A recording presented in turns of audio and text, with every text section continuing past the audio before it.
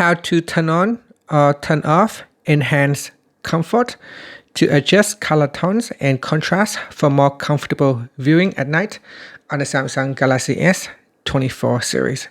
First, tap on the home button to go back to the home screen. From the home screen, swipe down at the top, then tap on the settings icon. Next, in the settings page, we then scroll down and tap on display. Then scroll down and tap on Eye Comfort Shield. At the top here, tap on the toggle button to turn on Eye Comfort Shield. Next, go down to the bottom and tap on Enhance Comfort. Tap on the toggle button to switch it off or turn it on.